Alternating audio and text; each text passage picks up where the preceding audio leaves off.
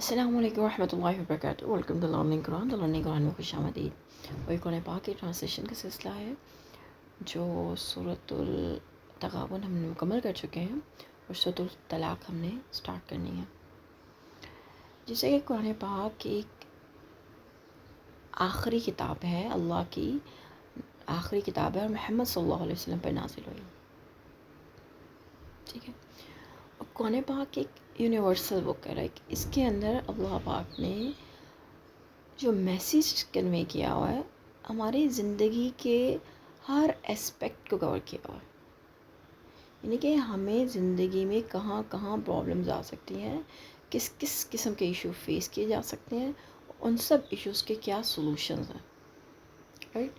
اللہ پاک نے ہمارے لیے قرآن پاک کو ایک پراپر نمونہ بنا کے بھیجا. اللہ پاک نے قرآن پاک کے اندر اللہ پاک خود فرماتے ہیں کہ اللہ پاک قرآن پاک میں فرماتے ہیں اس کے مفہوم ہے کہ میں آیات کو، واضح آیات ہیں، ان کو میں کھول کھول کے بیان کرتا ہوں. ٹھیک ہے. زندگی کا سوشل سے پولیٹیکل سے ہر قسم کے ایشوز جو ایک انسان کو زندگی میں فیس کر سکتا ہے انسان، ان سب کو اللہ تعالیٰ نے قرآن پاک میں 1400 سال پہلے بتا دیا ہمیں. رائٹ. ہمارے نبی صلی اللہ علیہ وسلم پر 1400 سال پہلے نازل کر دی اللہ پاک نے. یہ سب باتیں اللہ پاک نے بہت پہلے بتا دی ہیں. ٹھیک ہے. جیسے سورۃ طلاق ہے، یہ بہت زیادہ سینسٹیو کائنڈ آف ایشو ہے اور کس سینیریوز میں کیسے ہونا چاہیے. تو یہ اللہ پاک نے بہت خوبصورت انداز میں سورۃ طلاق کے اندر اللہ پاک نے بتا دیا. ہر چیز کو اللہ پاک نے واضح طور پہ فرما دیا اللہ پاک نے. اور طلاق کا لفظ جیسے سب کو پتہ ہے کہ حلال چیز ہے طلاق دینا، لیکن حلال کاموں میں سب سے زیادہ ناپسندیدہ چیز طلاق ہے. اللہ کو طلاق نہیں پسند. کہتے ہیں کہ اللہ کا عرش ہل جاتا ہے جب کوئی انسان طلاق دیتا ہے. تو یہ طلاق ہم سٹارٹ کرنے لگے ہیں. چلیے سٹارٹ کرتے ہیں، دیکھتے ہیں اللہ پاک کیا فرماتے ہیں اور کیا گائیڈنس اللہ پاک نے اس میں ہمیں دی ہے. تو اللہ پاک سب کی قسمتوں کو اچھا کرے اور سکون والی زندگی عطا فرمائے سب کو، کہ اس پوائنٹ تک کسی کی زندگی میں نوبت نہ آئے. باقی اللہ کے کام ہے، اللہ کی ذات بہترین جانتی ہے، کیونکہ غیب کا علم، آنے والی چیزوں کا علم سب اللہ کو ہے اور اللہ کی ذات بہترین کرنے والی ہے.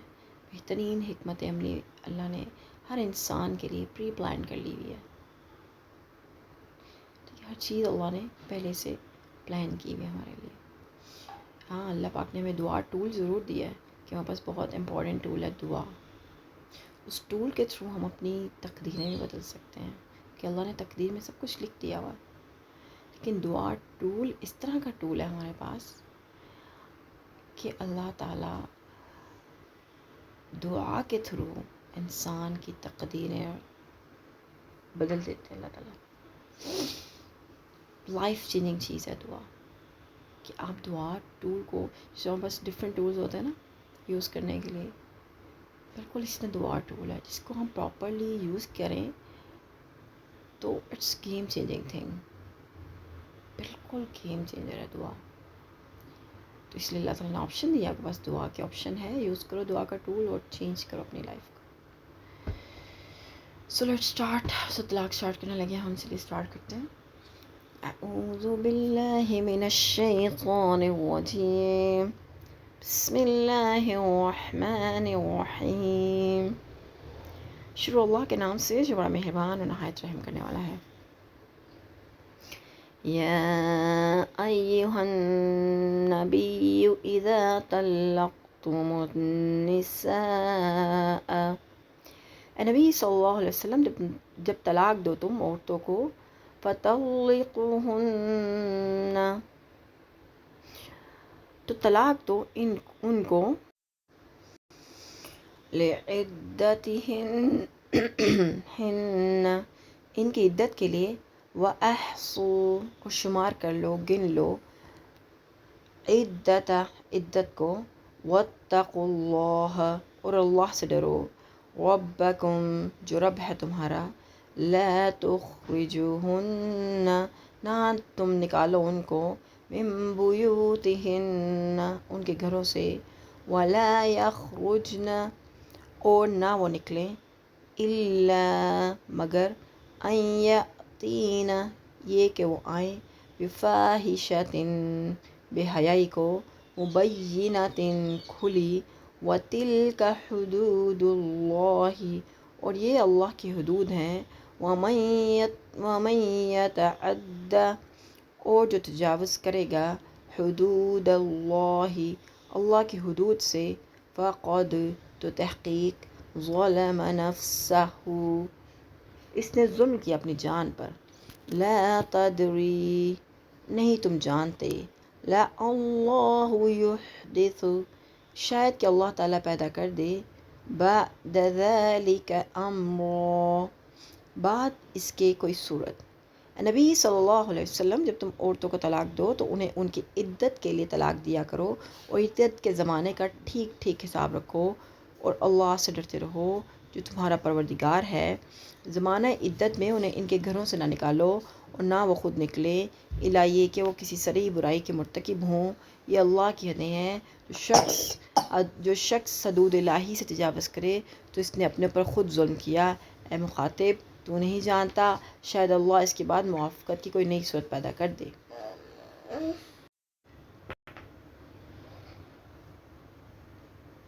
اور عدت کے زمانے کا ٹھیک ٹھیک حساب رکھو اور اللہ سے ڈرتے رہو جو تمہارا پروردگار ہے۔ زمانہ عدت میں انہیں ان کے گھروں سے نہ نکالو، نہ ہی وہ خود نکلیں، الا یہ کہ وہ کسی صریح برائی کے مرتکب ہوں، یہ اللہ کی حدیں ہیں۔ جو شخص حدود الہی سے تجاوز کرے تو اس نے اپنے اوپر خود ظلم کیا۔ اے مخاطب تو نہیں جانتا شاید اللہ اس کے بعد موافقت کی کوئی نئی صورت پیدا کر دے۔ عورتوں کی عدت کی کمی بیشی کی مختلف صورتیں۔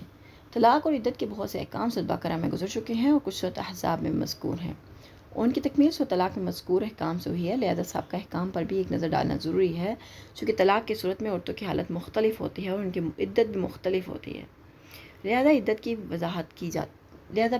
کی وضاحت کی جاتی ہے۔ نمبر 1، بیوہ حاملہ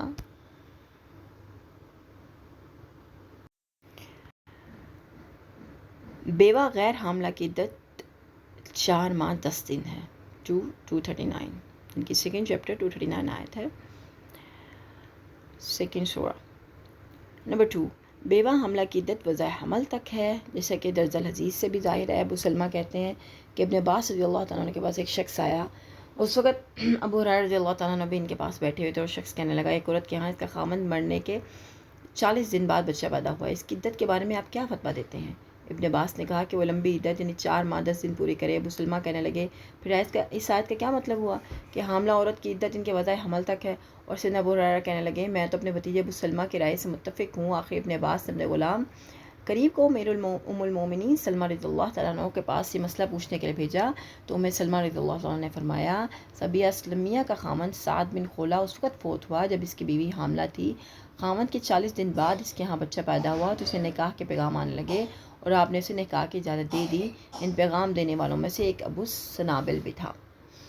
ٹھیک ہے، یعنی کہ جو بیوہ ہے جس کا خامند انتقال کر گیا ہے اور وہ حاملہ بھی ہے، رائٹ، اس کی وضع حمل تک کی عدت ہے، جیسی اس کی ڈیلیوری ہو جائے تو اس کی عدت مکمل ہو جائے گی۔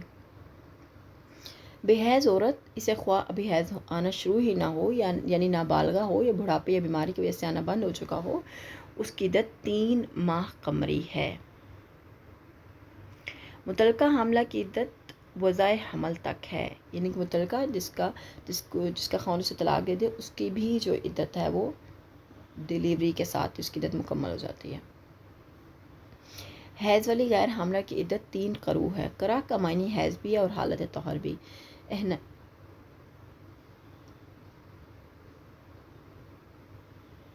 اسے 3 حیض یا 3 طہر مراد دیتے ہیں، یعنی کہ حیض کا مطلب 3 months کے کنسسٹنٹ پیریڈس، اور جس میں آپ کلین اپ کرتے ہو خود کو آفٹر دیٹ. تو 3 حیض مراد لیتے ہیں, ٹھیک ہے, 3 ماہ کا مطلب یہ ہے.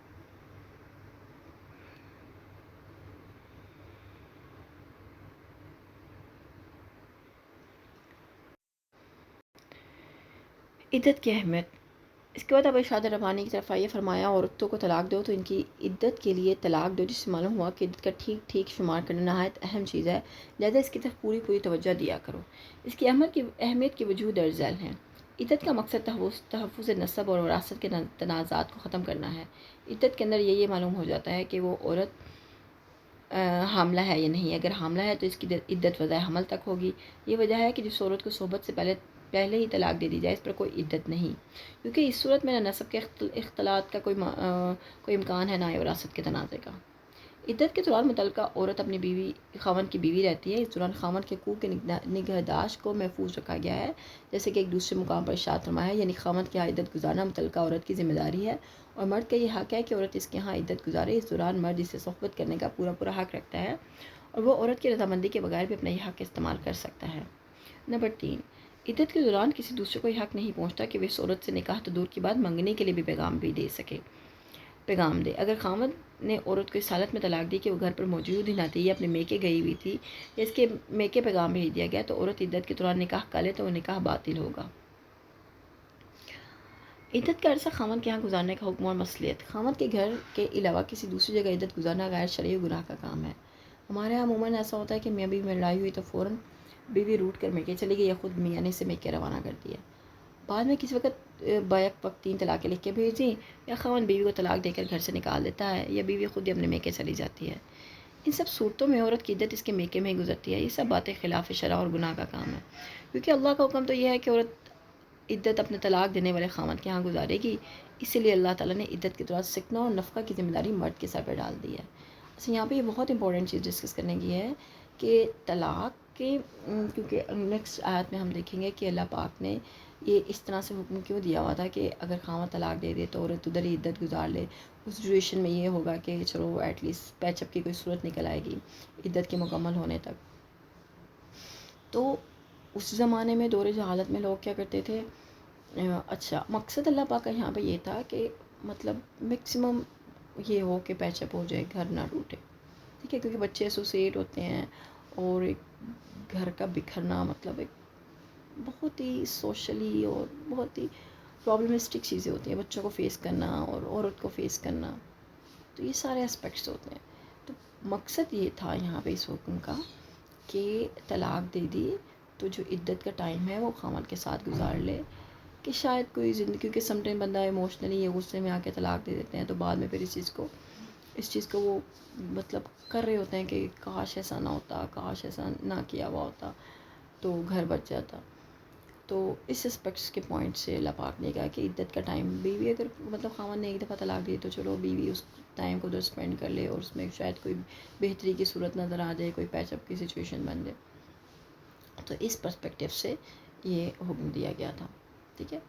پھر ہوا یہ کہ ایک دفعہ ایک واقعہ اس طرح کا آیا, حدیث مبارکہ ہم نیکسٹ آیت میں ڈسکس کرنے والے ہیں اس کو, لیکن میں یہاں پہ سمجھتی ہوں کہ ہم یہاں پہ بھی ڈسکس کر لیں اس کو, کہ اس میں یہ ہوا کہ ایک خاوند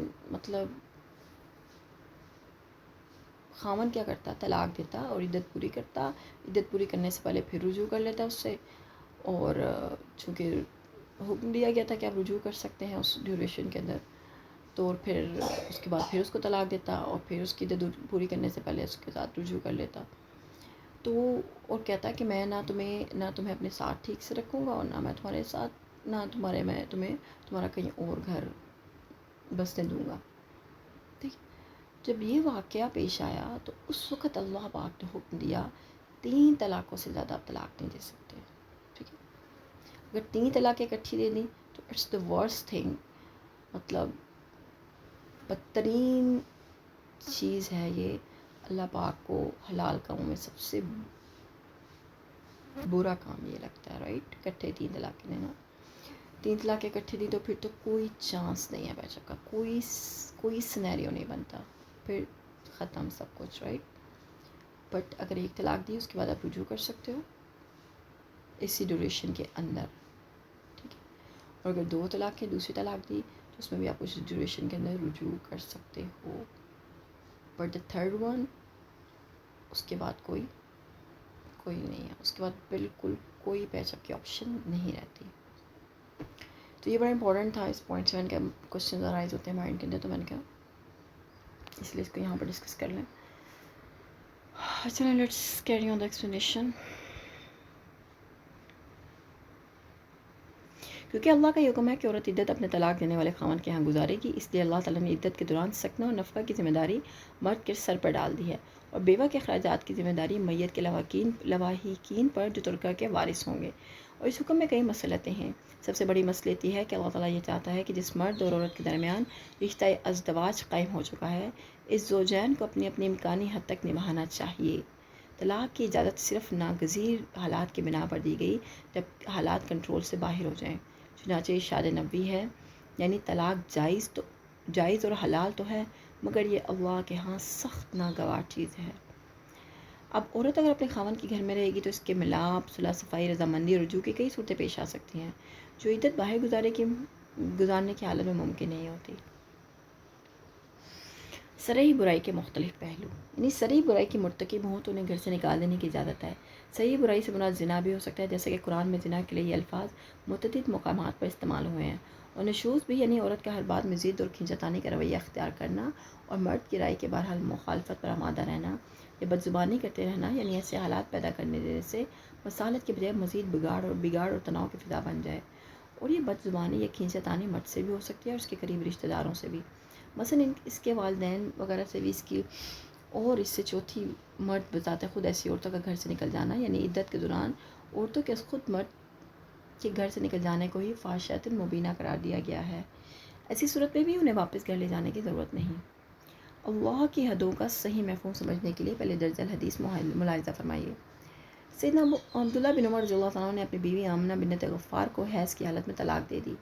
سیدنا عمر نے اس بات کا ذکر رسول اللہ صلی اللہ علیہ وسلم سے کیا.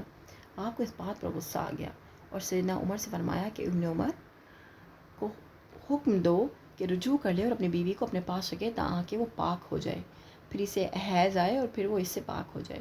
اور پھر اگر طلاق کی دینا چاہے تو دے لیکن طہر کی حالت میں، یعنی پاکی کی حالت میں دے، اور اس دوران صحبت نہ کرے.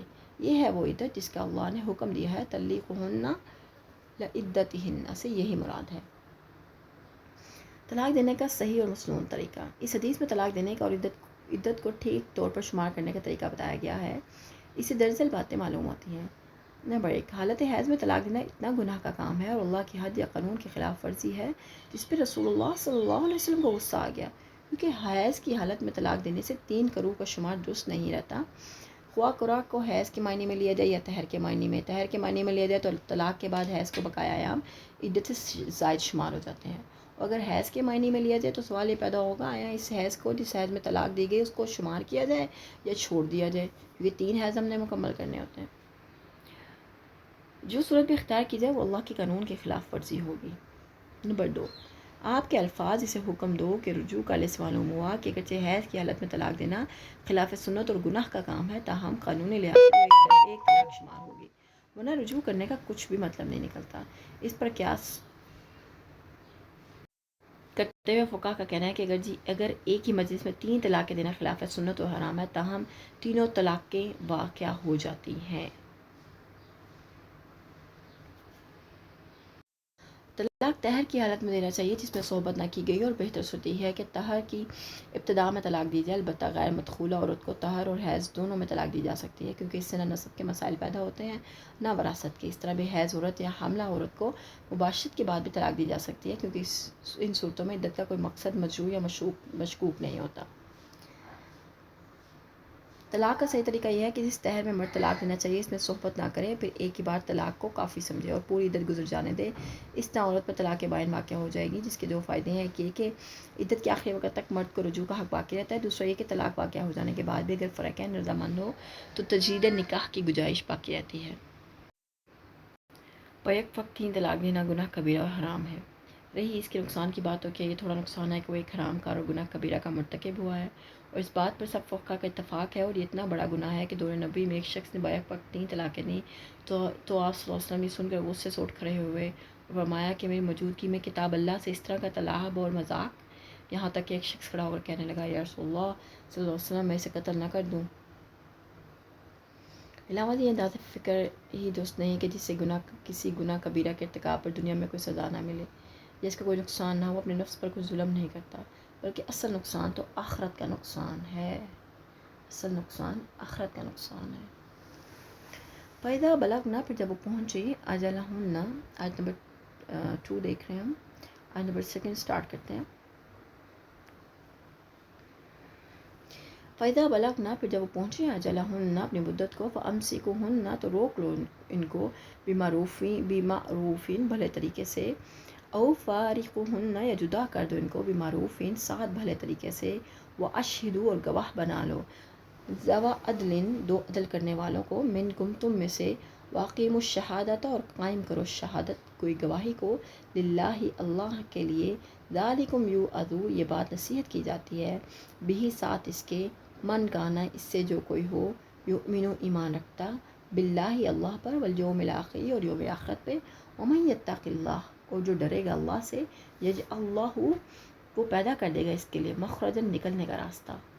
پھر جب وہ اپنی عدت کو پہنچ جائے تو پھر نہیں، یا تو بھلے طریقے سے اپنے نکاح میں روک کے رکھو، یا پھر بھلے طریقے سے انہیں چھوڑ دو، اور اپنے میں سے 2 صاحب عدل گواہ بنا لو، اور اے گواہو، اللہ کے لیے شہادت ٹھیک ٹھیک ادا کرو۔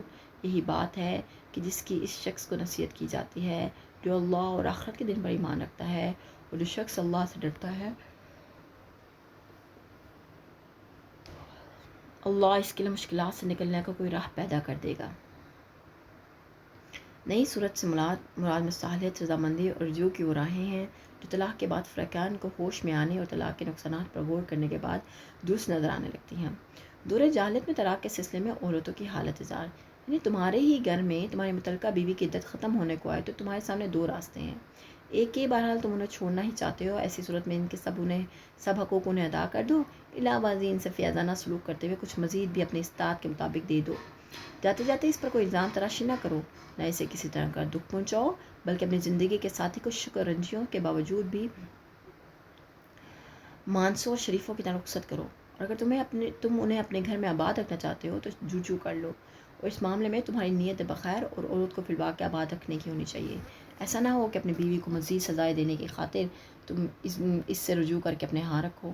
یہ حکم دے کر اللہ تعالیٰ نے عورتوں پر ان بے پناہ مظالم کا خاتمہ کر دیا جو دور جہالت میں ان پر ڈھائے جاتے تھے۔ عورتوں کی اس دردناک کیفیت کو امام ترمذی نے یوں بیان فرمایا کہ سیدنا عائشہ فرماتے ہیں کہ ایک مرد جتنی بھی طلاقیں چاہتا اپنی بیوی کو دیے جاتا اور عدت کے اندر پھر رجوع کر لیتا، اگرچہ وہ مرد 100 بار اس سے بھی زیادہ طلاقیں دیتا جاتا، یہاں تک کہ ایک انسانی مرد نے اپنی بیوی سے کہا اللہ کی قسم میں نہ تجھے طلاق دوں گا، نہ مجھ سے جدا ہو سکے گی، نہ ہی میں بساؤں گا۔ اس عورت نے پوچھا وہ کیسے؟ کہنے لگا میں تجھے طلاق دوں گا، جب تیری عدت گزرنے کے قریب ہوگی تو رجوع کر لوں گا۔ یہ سن کر وہ عورت عائشہ صدیقہ سیدنا عائشہ رضی اللہ عنہ کے پاس آ گئی اور یہ دکھڑا سنایا۔ سیدنا عائشہ خاموش رہیں تاکہ رسول اللہ صلی اللہ علیہ وسلم تشریف لائے۔ سیدہ عائشہ رضی اللہ تعالیٰ عنہ نے آپ کو یہ ماجرا سنایا تو آپ بھی خاموش رہے تاکہ قرآن کی یہ آیت نازل ہوئی، طلاق صرف 2 بار ہے، پھر یا تو ان عورتوں کو بھلے مانسوں کے اپنے پاس رکھو یا پھر اچھی طرح سے رخصت کر دو۔ رجوع اور طلاق پر گواہ بنانے کا فائدہ، یعنی اگر رجوع کر کے اسے اپنے پاس رکھ لیا ہے تو بھی 2 معتبر گواہ بنا لے تاکہ بعد میں زوجین محتم نہ ہوں، اور اگر رخصت کرنا ہے تو بھی گواہ بنا لو۔ واضح رہے کہ گواہی رجوع اور طلاق کے لیے شرط نہیں ہے، اگر گواہ نہ بنائے جائیں تو رجوع اور طلاق غیر مؤثر ہوتے ہیں اور واقعہ نہیں ہوتے، بلکہ یہ حکم اس احتیاط کے لیے دیا گیا ہے کہ بعد میں کوئی فریق کسی واقعے کا انکار نہ کرے اور نزاع پیدا ہونے کی صورت میں بآسانی فیصلہ ہو سکے اور شک و شبہات کے دروازہ بھی بند ہو جائیں۔ نمبر 9، یعنی اگر رخصتی یا رجوع کے بعد فرقین میں کسی بات میں نزاع پیدا ہو جائے تو گواہ جانبداری سے ہرگز کام نہ لیں اور نہ ہی گول مول بات کریں، نہ ہیرا پھیری سے کام لیں، بلکہ صاف اور سیدھی سچی گواہی دیں۔ طلاق سے متعلق اخلاقی ہدایت، یعنی یہ ہدایت تمہاری خیر خواہی کے لیے ہیں اور بطور پند و نصیحت ہیں، ان کی کوئی قانونی حیثیت نہیں۔ یعنی اگر کوئی شخص اپنی عورت کو حالت حیض میں یا استحر میں جس میں اس نے صحبت کی ہو طلاق دے گا تو اگرچہ اس نے خلاف سنت اور گناہ کا کام کیا تاہم طلاق واقع ہو جائے گی، اور اسی طرح اس نے اگر اس نے ستانے کی خاطر رجوع کیا تو یہ بھی رجوع قانوناً تسلیم کیا جائے گا، یا عورت کو رخصت کرتے ہوئے حسن سلوک کی بجائے دھکے مار کر نکال دیا ہو تب بھی طلاق کے واقع ہونے میں کوئی شک نہ رہے گا۔ یہ ہدایت اس شخص کے لیے ہے جو اللہ پر اور آخرت پر ایمان رکھتا ہے اور اللہ سے ڈرتا ہو، اور ان پر اس لیے عمل کرے گا کہ یہ اس کے اعمال کا تقاضا ہے، اور اس لیے بھی کہ ان احکام کی نافرمانی کرنے پر آخرت میں اس سے باز پرس بھی ہوگی اور گرفت بھی۔ نمبر 11، گھریلو مسائل اور بالخصوص میاں بیوی کے تعلقات بعض دفعہ ایسی پیچیدہ صورتحال اختیار کر جاتی ہیں کہ انسان انہیں جس قدر حل کرنے کی کوشش کرتا ہے وہ اور زیادہ پیچیدہ ہوتے جاتے ہیں، الجھتے ہی چلے جاتے ہیں۔ ایسے پریشان کن حالات میں انسان کا طرز عمل یہ ہونا چاہیے کہ جو کام بھی کرے اللہ سے ڈر کر کرے۔ اگر واضح کام موجود ہیں تو ان پر عمل کرے، اور اگر واضح کام نہیں ملتے تو بھی اللہ کے ڈر کو ہی مشعل راہ بنائے رکھے اور اللہ کی منشا معلوم کرنے کی کوشش کرنے کے بعد اس پر عمل کرے اور انجام اللہ کے سپرد کر دے۔ آگے ان پیچیدہ حالات سے نکالنا اور ان سے نجات دینا اللہ کا کام ہے، وہ خود کوئی راہ اسے سمجھا دے گا یا کوئی نئی راہ پیدا کر دے گا۔ تو یہ سب سے امپورٹنٹ فیکٹر ہے، سب سے امپورٹنٹ پوائنٹ ہے یہاں پہ، کہ اگر جتنی بھی کمپلیکسٹی ڈومیسٹک لائف کے اندر، ازدواجی زندگی کے اندر انسان کی آتی ہے، تو اس میں کسی بھی اسٹیپ کو لینے سے پہلے یہ سب سے امپورٹنٹ ہے کہ آپ یہ دیکھیں کہ یہاں پہ اللہ کا حکم کیا ہے، not only in domestic affairs. تو صرف ڈومیسٹک افیئرس میں نہیں، اس طرح کے ازدواجی معاملات میں نہیں، زندگی کے ہر معاملے کے اندر، زندگی کے ہر معاملے کے اندر، مطلب جس میں ہمیں پریشانی آئے، جو بھی ہو، ہم نے خوشی کا موقع ہے، پریشانی کا موقع ہے، ہم نے یہ دیکھنا ہے کہ اس میں اللہ کا حکم کیا ہے، اللہ کے نبی نے کس طرح سے کیا، ٹھیک ہے۔ تو یہ بہت امپورٹنٹ چیز ہے کہ کوئی بھی زندگی کے سٹیپس کو لینے کے لیے یہ اللہ کے احکام کو دیکھنا ضروری ہے کہ یہاں پہ اللہ کا ہمیں کیا حکم ہے، ٹھیک ہے۔ اس سٹیج پہ یا اس پوائنٹ پہ اللہ پاک نے کیا حکم دیا، اس کے بعد کچھ سٹیپ لیے جائیں، اور اگر وہ ریلیونٹ ٹو اللہ پاک کے حکم کے مطابق ہے تو یہ اللہ کے ذمہ ہے ساری کمپلیکسٹیز کو ختم کرنا اور ہر قسم کی مشکل حالات سے نکالنا۔ یہ اللہ کا کام ہے، ہمارا کام ہے کہ ہم نے سب دیکھنا ہے کہ اللہ کا حکم ہے، اس پہ عمل کرنا ہے بس۔ زیادہ پریشانی کا معاملہ ہو، اللہ کے نبی بھی ایسے ہی کیا کرتے تھے، 2 رکعت نماز نفل اللہ سے حاجت کے پڑھیں، اللہ سے اپنی پریشانی ڈسکس کر لیں، سارے معاملات اللہ کے سپورٹ کر دیں، سارے حالات اللہ کی طرف سے بہتر ہو جاتے ہیں۔ خوشی کا معاملہ ہو، 2 رکعت نماز شکرانے کے اللہ نفل ادا کریں، یہ خوشی غمی ہر چیز دینے والی ذات اللہ کی ہے، تو وہ اللہ سے اس وقت بھی اللہ سے رجوع کریں، خوشی میں بھی غمی میں بھی، ٹھیک ہے۔ تو یہ سورۃ طلاق کے ہم نے 2 آیات مکمل کیے ہیں، انشاءاللہ نیکسٹ ویڈیو میں ملاقات کرتے ہیں، ٹل دین ٹیک کیئر، اللہ حافظ۔